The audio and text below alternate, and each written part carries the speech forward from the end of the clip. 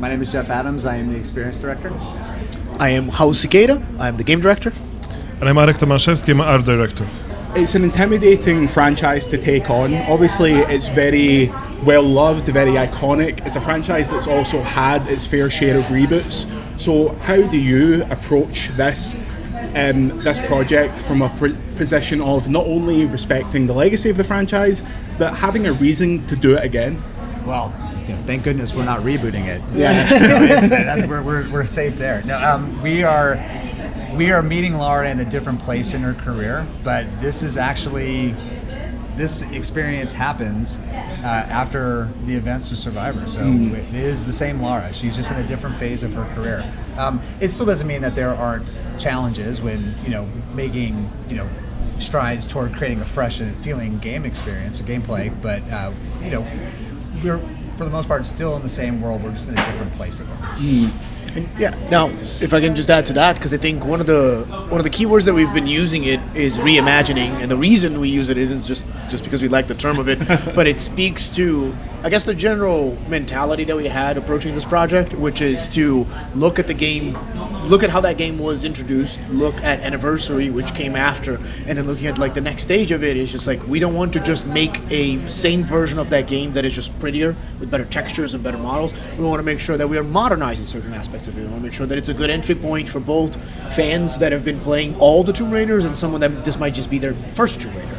So reimagining is kind of like that core principle for us, in which we are making sure that we are taking the responsibility, because you were absolutely right, it is a tremendous responsibility with a big franchise, but we are being cautious about it. We know the things that we want to do and what we want to say with this game, and it really boils down to a simple thing, which is we want to make a game that's a love letter for the fans. Excellent. I wanted to talk about kind of the visual experience of the game, because when I played the demo, obviously you introduced the idea of the scanner to kind of inform players of what's going on. How do you balance the exploratory element of the game, where it is a puzzle, you want players to look through all the different areas, but not have them become so frustrated they stop playing, but also not make it too easy where it's playing itself? What's that balance kind of like? It is the most difficult thing in game development. It's what it is. Seriously, I think it's part of why doing tests like this, getting people like yourself to play it for the first time, is so valuable for us. A lot of game development rests on iteration. It rests on us testing, theorizing something and testing it. It's basically like we have the hypothesis of what we think it's good balance. We won't know it until fans play it, which is why we value user testing so much. So to kind of more directly answer your question, we're constantly looking at it. We're constantly trying to find a balance between something that doesn't feel like we're handhelding the player throughout an experience, but it's also not frustrating to the point that you want to put the controller down. Obviously, that line is different for each player and each person, so a second component of that comes in difficulty options, accessibility options, and making sure that we give players the tools that they want to have the challenge that they desire. So if you want a more difficult experience, we should be able to provide it to you. If you want an easier experience, we should be able to provide it. One of the things that we learned in previous Tomb Raiders is how important it was to separate certain things. So when you go into the menu, you're not just going like, I want game on easy mode or story mode. It's like, no, you're going to tailor the experience based on like, do you like puzzles but you don't like combat? Cool, you can make combat easier, but puzzles can be more difficult. Do you have puzzles but you don't like traversal? We can make one of them. So a lot of those options are present. We're still tuning, we're still balancing. We're probably going to be doing it until the very last day, but yeah. I wanted to ask, how long have you been working on the project, and when you joined, what was something that you wanted to achieve with this game that you think the franchise hasn't been able to yet? I mean, I've been on a project for 2 years. But when I first joined, for me it was too much. The bar that was set so high, by the previous Tomb Raider games, because A, it's a massive franchise, B, that the previous game set up the visual bar so high. So you wanted to match it first and then to exceed it, and to bring the same visual quality to the players that the previous games did. But the time has passed, so now the bar is even higher than it used to be. So that's what we try to do, and I hope that at some point we will achieve it. I felt there was a very naturalistic approach to handholds and climbing. There's obviously been a lot of discourse about like yellow paint and things like that, but it felt like while I could sight read where I was supposed to go, it didn't look like a climbing frame. I mean, there's few rules that we can just start from, which is like a composition and, you know, adding lights and color to guide the player. But what's really important when I'm talking to my guys is basically don't just slam this climbing thing there, like think how it could be there naturally, if the nature would be building this place or someone built it before. So always just make the logic behind it and try to do this little environmental storytelling rather than just slap, you know, the climbing elements on the top of the wall.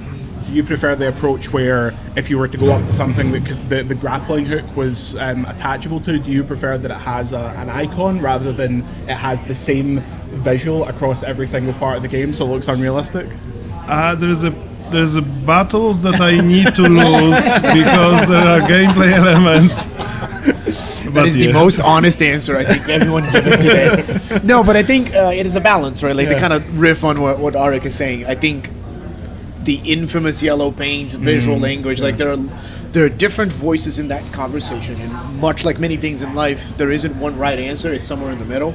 So UI should reinforce something. It shouldn't be the only thing that lets you know. If the environment itself isn't telling the right story, then that is a problem. UI should reinforce that, but it should not be the solution. So the battles that we were talking about between design and art and finding it's some of the things that we like to talk about. Yeah, but also you just play the Peru. There's Egypt and Greece that we showed already, and they are completely visually different, right? So as much as we would like to have those, you know, very naturalistic elements everywhere, it would be really difficult for the player to learn because each level is so different. So we couldn't use the same logic of building them, you know, for each of them. So there's UI elements like Raul said, and we just need to follow them.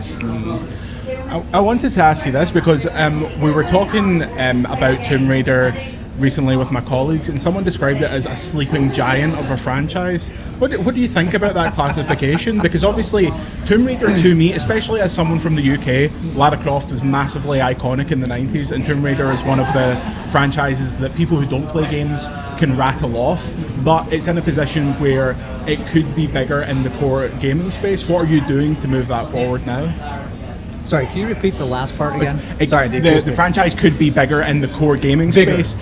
What are you doing to move that forward? Is it the multimedia approach? Is it the multiple games? What is your kind of goal here?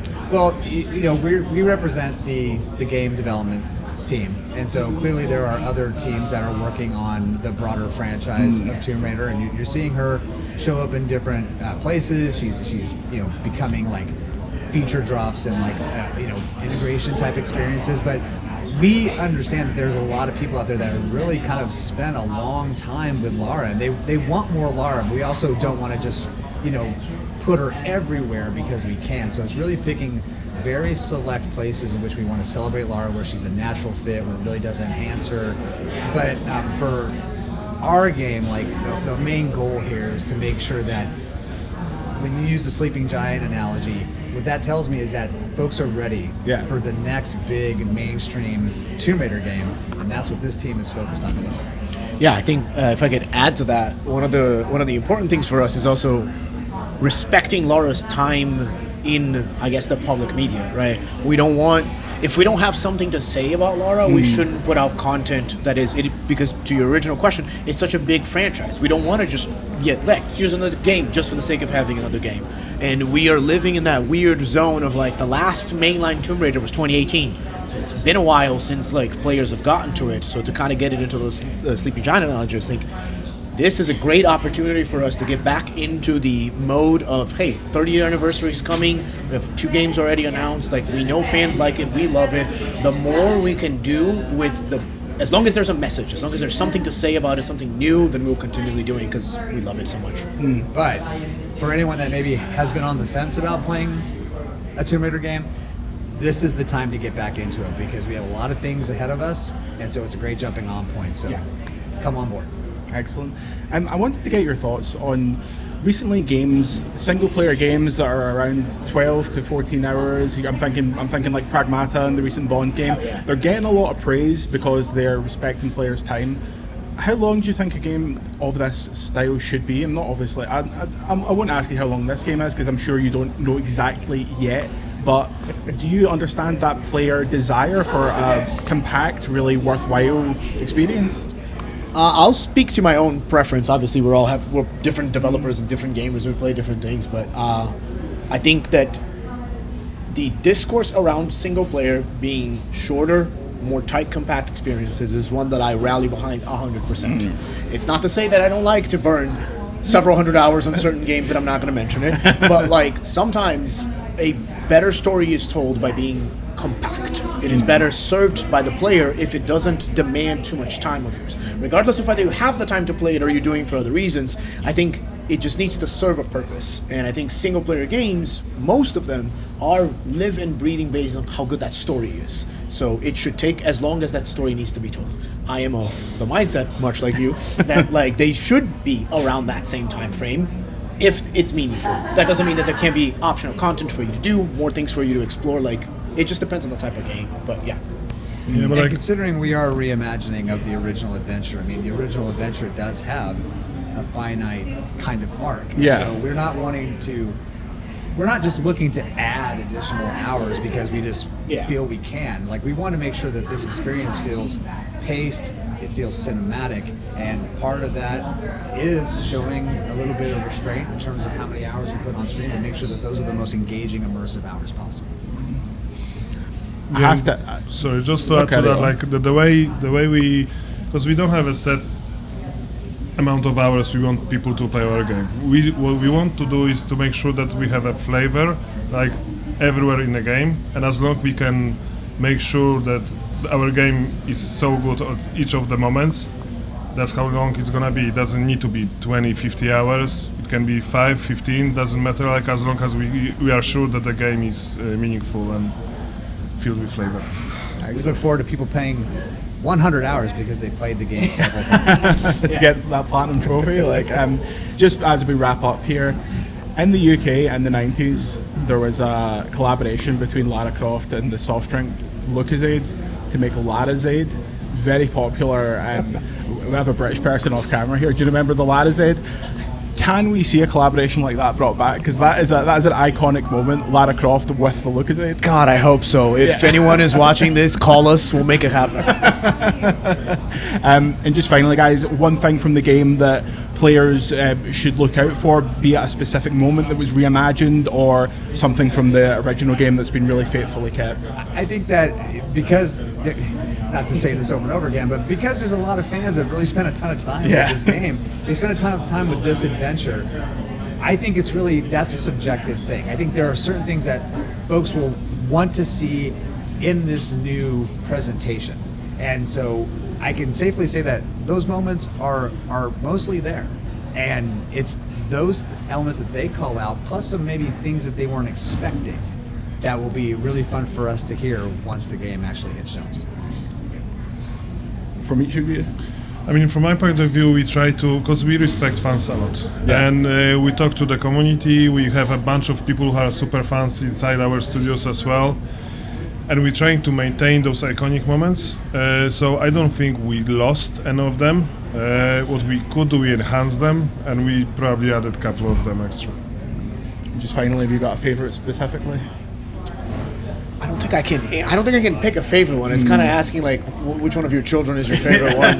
But I agree. I think like Jeff and Arek, like, they answer that in the best way that they can. Like, it's that surprise, right? Like, it's making sure that, like, if you've played the games before, you know it's coming. We're not here to like change anything drastically, but the way that we are doing it, hopefully, it brings a smile to your face. We've said this several times internally, but what we're really, really hoping for is that we can recreate a first play experience. Yeah. So even though you may have played 96, you may have played Anniversary, you play Legacy of Atlantis, you're like, oh wow, that's what it felt like. If we can get that, we hit our goal. VGC is supported by Patreon. Check out patreon.com/videogameschronicle for more podcasts, ad-free browsing, and extra content. Thank you for your support.